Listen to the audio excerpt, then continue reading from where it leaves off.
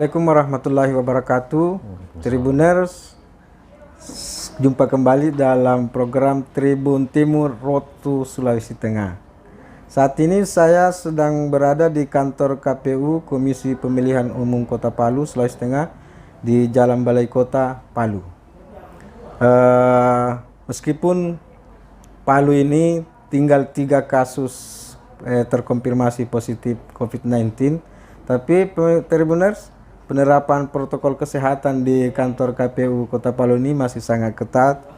Kami tadi harus minta izin sama Pak Ketua KPU untuk kasih turunkan sedikit maskernya demi supaya Tribuners bisa melihat lebih jelas siapa wajah penanggung jawab tertinggi pemilihan kepala daerah, pemilihan wali kota Kota Palu 2020 ini. Tribuners, saya sudah bersama Pak Agus Salim Wahid, Sarjana Ekonomi, Ketua KPU Kota Palu, Sulawesi Tengah. Assalamualaikum Pak Agus. Waalaikumsalam warahmatullahi wabarakatuh. Apa kabar Pak? Sehat? Ya, alhamdulillah sehat. Oke, Tribuners, saat kami wawancara ini itu tinggal beberapa jam lagi tahapan pendaftaran Pilwali Palu dimulai. Tinggal hitungan 24 jam lagi nih Pak Ketua. 24 jam. Ya, karena sekarang besok ini sudah mulai, hari Jumat pagi sudah mulai. Atau kita bicarakan dulu sejauh mana perkembangan terakhir ini Pilwali di Kota Palu, mungkin secara gambaran umum dulu Pak Agus bisa ceritakan ke Tribuners kita. Ya, terima kasih. Ya, Tribuners. Ya, sama-sama berbahagia. Ya, pagi ini adalah merupakan kesempatan yang sangat berbahagia untuk bisa bincang-bincang dengan tim dari Tribun News terkait dengan pelaksanaan pilkada atau pemilihan serentak di Kota Palu. Ya, terkait dengan kesiapan, ya pertama kami didahului kemarin dengan sosialisasi, sosialisasi karena sekarang ini begitu tahapan sudah mulai ditanjakan, rampingnya sudah mulai naik, ada beberapa tahapan yang saling beririsan. Sehingga teman-teman di lingkungan KPU, utamanya komisioner itu lagi fokus semua terkait dengan tahapan ini. Berbicara tentang tahapan pencalonan, ya kami sudah melakukan beberapa sosialisasi, baik itu kepada masyarakat, kepada partai politik dan semua stakeholder yang terkait dengan pemilihan ini. Nah, kemudian kedua, kami sudah melakukan juga beberapa pertemuan baik dalam bentuk raker kepada semua partai politik yang akan mengajukan bakal pasangan calonnya untuk ikut berkontestasi di pemilihan serentak di Wali Kota Palu. Terkait dengan kesiapan, tentunya ada dua misi yang sekarang kita emban, di samping menjalankan tahapan juga menyampaikan kepada masyarakat berkampanye terkait dengan pelaksanaan protokol kesehatan. Protokol kesehatan. Karena ini adalah merupakan juga kewajiban kami dalam pelaksanaan tahapan ini. Ini adalah merupakan pertaruhan bagi penyelenggara dalam mensukseskan pelaksanaan pemilihan. Ya, kami tidak ingin mengharapkan terjadi atau muncul klaster-klaster baru dari pelaksanaan pemilihan ini, sehingga segenap seluruh jajaran KPU Kota Palu sampai dengan ad hoc kita selalu menghimbau dalam hal penerapan protokol kesehatan. Begitupun memasuki tahapan pendaftaran besok selama 3 hari ke depan, yaitu tanggal 4, 5, dan 6. Ya, tentu kami juga sudah melakukan persiapan. Tentu yang utama juga adalah melakukan persiapan ini dengan berdasarkan protokol kesehatan. Ya. Ini kan sekitar 220-an wajib pilih yang diharapkan menyalurkan suara di Pilwali ini ya Pak Ketua. Kalau dari segi penyelenggara sendiri sekitar berapa orang Pak? Ya, berbicara tentang daftar pemilih, saat sekarang ini tahapan kita akan baru mau menetapkan daftar pemilih sementara. Ya, di tanggal 5 September sampai dengan 14 September ini diberikan ruang berdasarkan tahapannya. Ya, kami juga baru akan menyusun perencanaan itu dengan teman-teman terkait dengan waktu penetapan DPS. Tetapi apa yang disampaikan tadi berdasarkan pemilihan serentak atau pemilihan Pileg-Pilpres kemarin, DPT Kota Palu itu adalah 213.956. Nah, jadi inilah yang kami dorong, yang kami harapkan masyarakat berpartisipasi, berperan aktif partisipasi yang kami selalu sampaikan ke masyarakat itu adalah partisipasi bukan hanya datang pada saat hari H ke TPS, tanggal 9 Desember nanti iya 9 itu Desember, tetapi mereka berpartisipasi dalam semua tahapan. Ya, misalnya mereka memastikan diri terdaftar dalam DPT. Proaktif kalau belum terdaftar datang. Iya, gitu, datang gitu. menyampaikan ke lingkungan keluarga, lingkungan sekitar. Yang kedua, ikut merekam jejak para calon juga. Nah nanti kan calon ini diumumkan ya Pak Ketua. Iya. Diminta tanggapan masyarakat Iya. kalau ada yang perlu disampaikan. Iya, betul. Itu juga akan disampaikan. Kemudian ketiga, ikut pada saat kampanye juga mengetahui visi misi dan program dari pasangan calon itu sendiri sampai kepada hari H nantinya ikut memberikan hak suaranya. Iya. Jadi sebenarnya itu penyadarannya ke masyarakat itu terus harus bertahap juga seperti yang disampaikan Pak Ketua KPU Palu tadi. Jangan hanya masyarakat diimbau datang ke TPS 9 Desember, padahal seharusnya harus dari awal dulu. Kalau belum terdaftar proaktif mendaftarkan diri. Kalau sudah mendaftarkan diri, dengar-dengar juga apa yang disampaikan oleh para kandidat itu. Jangan sampai setelah mendengar itu baru tertarik untuk itu Pak Ketua. Iya, betul. Biasanya kan kalau masyarakat diingatkan, wahai warga Palu datanglah ke TPS, mereka kan bingung mau apa ke TPS.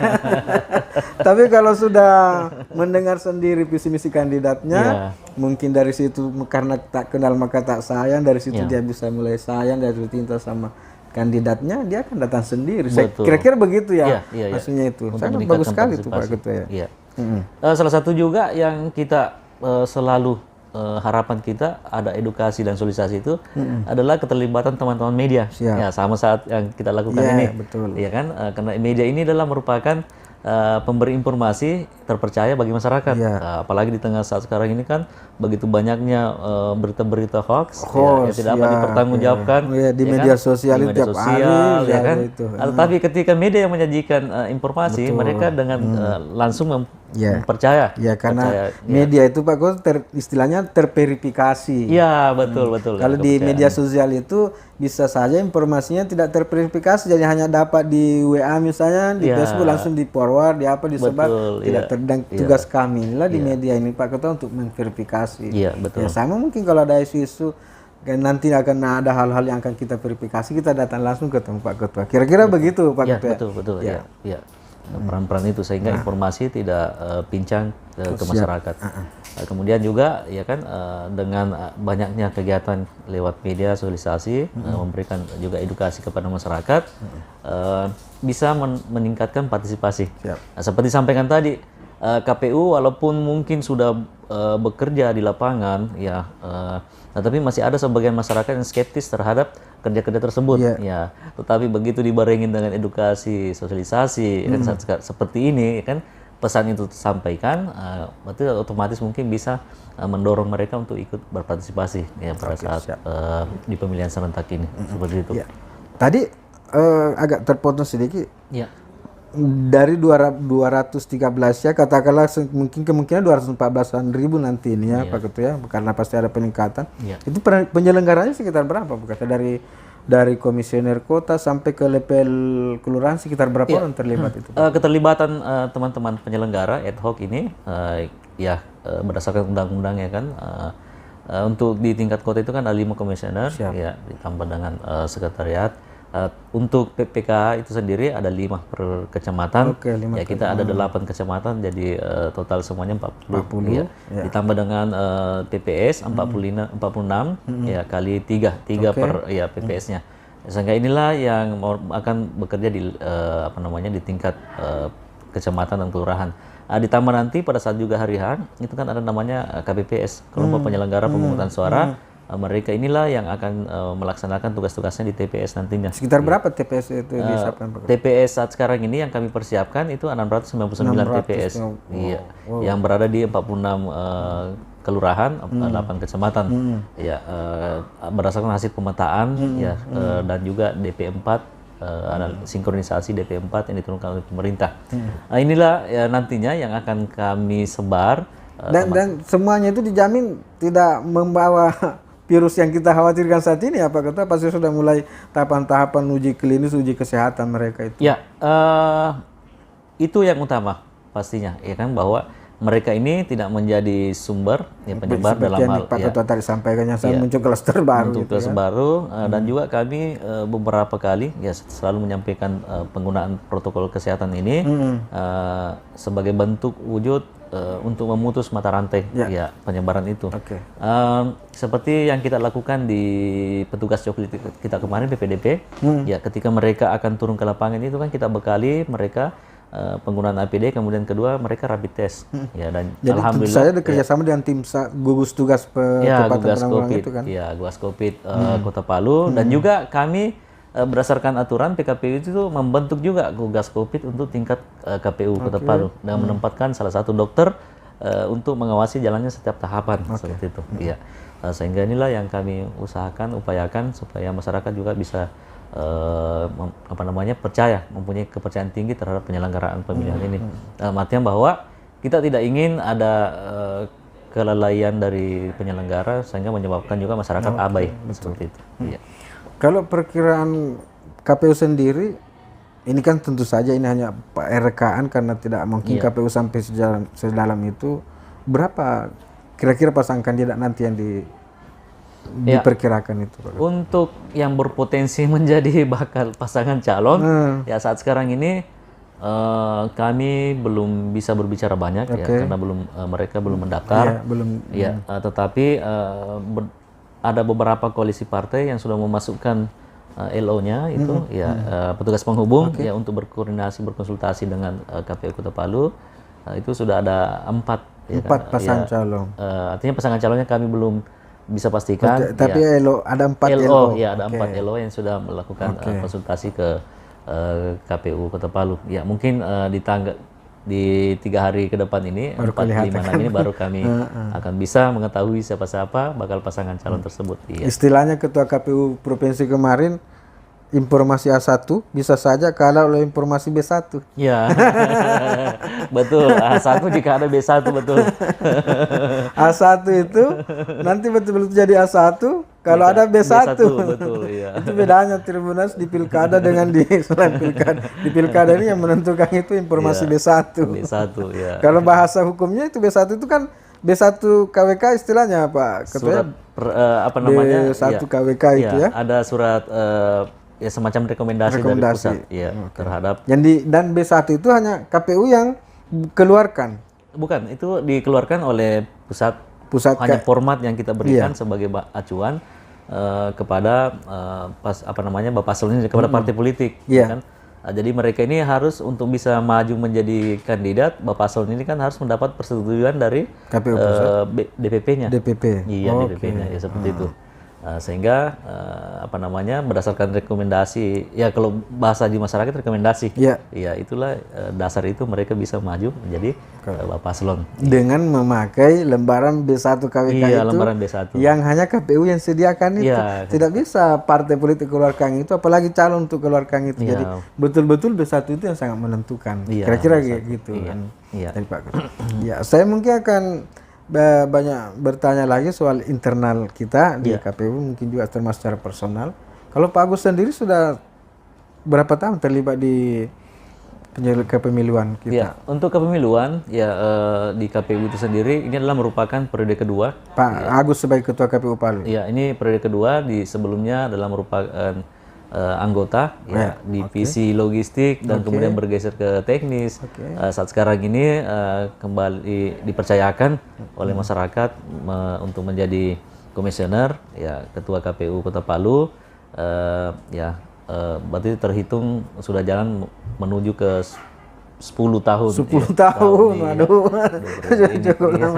Semoga insya Allah semua yang kita berikan kepada masyarakat Kota Palu menjadi yang terbaik, ya kan? Karena dalam pelaksanaan pemilihan ini juga kami menginginkan bukan hanya output yang berkualitas, tapi proses juga yang berkualitas seperti itu. Ya, selagi-lagi saya mengutip istilah Ketua KPU Provinsi kemarin bahwa jangan hanya sukses di tahapan, tapi juga harus sukses di penganggaran katanya. Betul, iya. Nah, ini yang banyak menjebak sebenarnya itu di bagian akhir di penganggaran itu. Betul, sangat betul. Ya. Jadi bukan hanya sukses di tahapannya, tetapi juga sukses dalam hal tata kelola penganggarannya. keuangan. Ya. Nah, memang Pak Ketua KPU Kota sendiri merasakan itu ya, Ya. betapa di situ godaannya begitu kuat ya. Ya, artinya kita belajar pengalaman. Ada beberapa kasus yang menyeret teman-teman penyelenggara ya, di apa namanya ujian dan cobaan itu di situ ya iya, kan, di persoalan anggaran. Berarti insya Allah ya karena kita punya juga SPIP, Oke.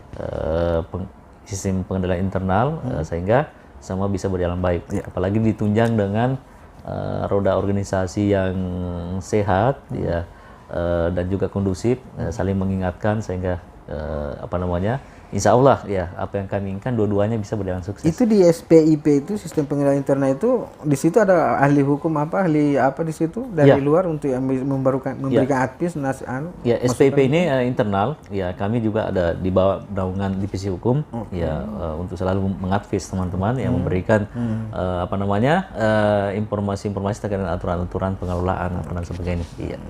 Ya. Ini kan Palu ini Pak Ketua seperti kita pahami bersama bahwa 2 tahun lalu kan kita mendapat ujian yang sangat berat sekali, ada tsunami, ada likuifaksi, ada segala macam itu, dan beberapa hari ke depan ini kan ulang tahun yang keduanya ya. Iya, betul. Kondisi kantor KPU sendiri setelah itu, apakah waktu itu memang bagaimana? Bisa ceritakan Pak Ketua apa?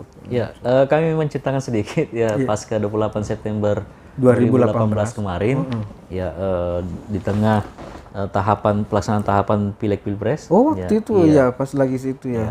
Memang ya kami tidak bisa pikir bahwa waktu itu Pak Agus sudah ketua KPU. Iya, sudah ketua KPU. Ya, ya memang ujian ini menjadi ujian bagi kami penyelenggara di Kota Palu. Karena kenapa? Terlepas dari persoalan fisik kantor kami juga adalah warga yang sebagai pemilih kemarin yang apa namanya yang terjadi perpindahan ya, terutama di daerah Likipaksi. Ya, Likipaksi ada 2, yaitu di Petobo dengan Balaroa. Kemudian juga ada tsunami ya sepanjang garis pantai menuju ke Tawaili, ya itu semua menjadi ujian terberat. Kembali ke KPU sendiri ya, kondisi kantor kami memang kemarin apa namanya bangunan fisik sebagian rubuh ya.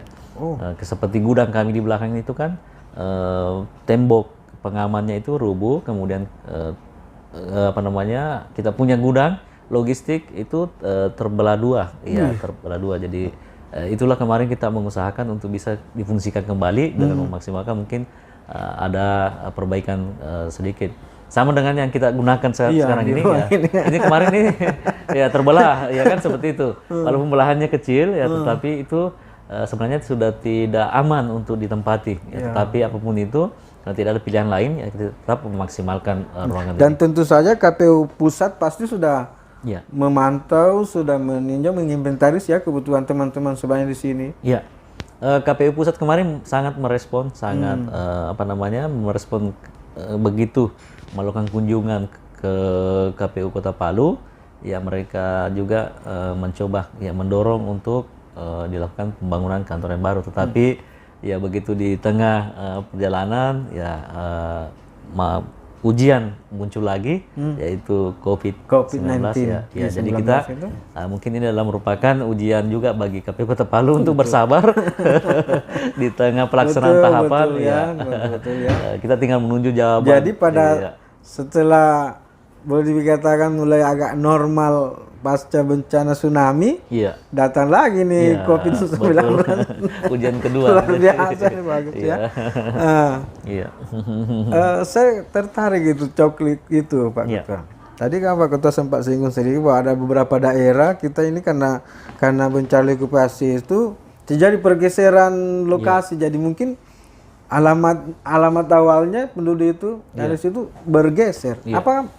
Apa masih ditemukan situasi itu di Coklit kemarin, Pak? Ya, di pasca 28 September ya memang itu masih menyisakan sedikit problem ya sampai sekarang ini ya, karena mereka begitu pasca bencana kemarin itu mereka berada di Huntara ya. Di tahun kedua ini Huntara hunian sementara. Oh, hunian sementara. Iya, jadi sekarang ini mereka dipindahkan ke Huntap, jadi permanen sudah. Perpindahan mereka ini tentu menyisakan masalah itu adalah di adminduknya. Ya, karena mereka berasal dari mungkin kecamatan lain, ya kan seperti itu. pindah ke salah satu kecamatan, otomatis ya aturannya itu adalah harus mereka mengubah adminduk juga. Oke. Ya. Sementara ya dalam cokli kita kemarin itu adalah di mana wilayah mereka berada itu disesuaikan dengan posisi fisiknya seperti itu. Nah, sehingga saat sekarang ini juga divisi data dalam waktu dekat akan berkonsultasi ke KPU RI terkait dengan penempatan TPS nantinya untuk saudara-saudara kita yang penyintas yang ada di Huntap sekarang. Iya. Karena mereka ini kan adalah merupakan warga Kota Palu. Saya potong sedikit Pak Ketua. Kemarin kami dari Huntap Pak Ketua. Dan menurut Pak Wali Kota di sana, di sana itu banyak dari Parigi, ada apa tinggal di situ.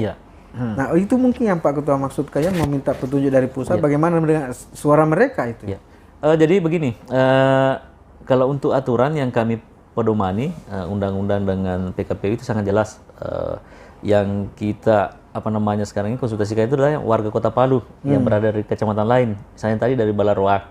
Kan Balaroa itu pindah ke Tondo, Huntap Tondo. Sementara yang dari Parigi kan jelas kalau mereka itu berasal dari kabupaten lain, otomatis kami tidak data. Oh, berarti dia tidak punya hak suara di situ. Betul, ya. Jadi yang kami maksudkan ini adalah warga Kota Palu. Ya, karena salah satu tagline kami itu KPU melayani, ya tentu otomatis kita harus melindungi hak pilih dari saudara-saudara kita yang ada penyintas. Dan memang dalam aturan prinsip penempatan TPS itu mendekatkan pemilih dengan TPS. Sementara ada satu kendala kita yaitu adminduk yang berbeda dari saudara-saudara kita penyintas ini. Otomatis harus ada regulasi yang menjadi pegangan kami, yang menjadi alas hukum kami untuk bisa menempatkan nantinya TPS. Iya. Misalnya yang dari katakanlah Parigi yang paling dekat dengan Palu, yang sudah tinggal di Palu, berapa lama tinggal di Palu baru bisa dianggap warga Palu dan berhak ikut memilih di Palu? Apakah ada aturannya yang kalau ini itu kan tergantung dari warganya, ya kan? Oh, apakah dia mau mengurus kepindahannya perpindahannya, Misalnya kan mereka dari Parigi, karena sekarang ini juga kondisi Kota Palu sama dengan mungkin di kota-kota besar lainnya, banyak orang yang dari kabupaten lain itu memiliki hunian di Kota Palu misalnya, kan? Sementara mereka juga mungkin tinggalnya di kabupaten lain, kan? Mereka datang ke Kota Palu ini pada saat mungkin liburan, akhir pekan dan sebagainya. Jadi mereka tetap adminduknya sebagai warga kabupaten lain. Yang kita maksudkan adalah mereka yang pindah ini otomatis merubah adminduknya juga sebagai warga Kota Palu. Nah, inilah yang kita akomodir, memasukkan mereka ke dalam daftar pemilih hasil pemutahiran kita ini, seperti itu. Kalau kemarin kan karena bencana itu sampai belasan ribu ya korban jiwa, itu berarti memang kemungkinan tidak terlalu banyak perubahannya DPT kita 213-an ribu itu ya, karena banyaknya kena akibat kasus kemarin itu. Memang itu menjadi pekerjaan rumah, ujian terberat kami kemarin pasca bencana kemarin. Karena penempatan huntara kemarin ini kan menyeberang dari wilayah kecamatan. Karena memang ada satu kendala kita kemarin adalah merupakan menjadi permasalahan kita adalah perpindahan mereka antar kecamatan di luar dapil. Nah, karena kalau pileg ini kan ada dapil. Kalau berbicara wali kota itu kan tidak ada dapil. Dia adalah warga Kota Palu, berarti dia harus bisa memberikan hak pilihnya, hak suaranya di mana saja di wilayah Palu ini. Tetapi apapun itu tetap kita mengatur sesuai dengan administrasi berdasarkan wilayah tempat tinggalnya, untuk dimasukkan ke dalam AKWK atau AAKWK. Daftar pemilih. Saya kembali lagi ke kejadian 2 tahun lalu Pak Ketua. Itu kan pada waktu itu kan lagi sibuk-sibuknya teman-teman ke KPU mempersiapkan pilpres, persiapan pilpres. Waktu kejadian itu sendiri Pak Ketua apa ada di kantornya atau lagi? 28 September ini, kan sore-sore ya Pak Ketua, jam-jam tragedi yang sangat pasti masih selalu diingat itu ya. Teman-teman, terutama teman-teman penyelenggara. Waktu itu menjelang sore, memang kami ada kegiatan di Mercure, Hotel Mercure, salah satu hotel di Kota Palu. kegiatan yang mengumpulkan semua teman-teman komisioner dari kabupaten lain. Ya, jadi posisi ya memang kita sudah akan menuju ke tempat lokasi. Ya, kebetulan tempat lokasi itu berada di pinggir pantai. Wah. Ya, jadi karena ya sesuatu dan lain hal sehingga kami bersepakat kami akan datang nanti setelah menjelang acara pembukaan. Ya. Dan pembukanya memang agak malam ya, malam. Ya, begitu kami belum menuju ke tempat kejadian atau ke tempat acara Hotel tadi, Mercure. Hotel Mercure tadi, tiba-tiba ya terjadi bencana, ya tsunami. Tapi di Mercure sendiri pasti panitia sudah ada, mungkin teman-teman provinsi sudah di sana ya? Ya, teman-teman lain sudah ada, ya sehingga ada satu orang ya saudara kami ya dari anggota KPU Kabupaten Sigi ya apa namanya menjadi korban ya almarhum saudara Taufik.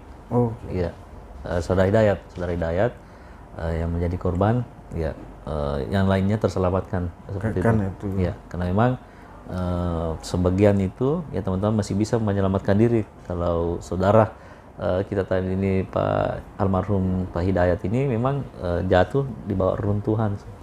Ya. Jadi rencananya Hotel Mercure itu di situ semua KPU komisioner Sulawesi Tengah ngumpul di situ malam di itu situ, ya? Iya. Karena bertepatan juga di sebelah itu kan kegiatan perayaan ulang tahun. Ulang tahun Kota Palu. Iya. Tapi nah itulah yang di atas yang namanya takdir kan ada saya jalannya sampai harus dari neraka. Padahal logikanya kan mestinya kami komisioner Palu yang lebih duluan lebih sampai di sana kan lebih dekat, tapi karena kita masih mau terhindar dari bala ada saya jalannya. Iya, ada saya jalannya. Jadi karena sisi itu akhirnya tidak jadi batal ke sana. Iya, batal ke sana belum sempat karena ya kami bersepakat dengan teman-teman yang ikut kegiatan mungkin setelah kita sholat maghrib baru kita menuju ke lokasi. Ternyata sebelum maghrib, pas maghrib ya. Pas maghrib itu juga itu. Ya terjadi peristiwa itu sehingga ya kami tadinya mendengar kabar bahwa ya, saudara-saudara kita yang sudah duluan di sana sudah ada yang mendahului kita ya seperti itu. Dan malam itu juga. Ya malam itu juga ketahuan bahwa Pak Hidayat itu korban itu. Ya, dan memang pas kejadian hari itu ya semua akses informasi itu terputus. Oh iya betul. Ya gelap gulita itu. Ya betul, gelap gulita. Ya juga penerangan ya mati total ya, seperti itu, putus total. Sehingga kami hanya mendengar kabar dari mulut ke mulut ya seperti itu. Dan memang juga ya sebagian teman-teman itu yang di sini tadinya sampai malam itu pulang untuk menyelamatkan keluarga juga masing-masing. Ya. Pasti pikiran kita langsung ingat rumah kalau sudah seperti itu, ingat istri, ingat anak gitu, keluarga di rumah. Ya. Oke Pak Ketua, terasa perbincangan kita ini sudah sekitar 30 menit ya. Iya.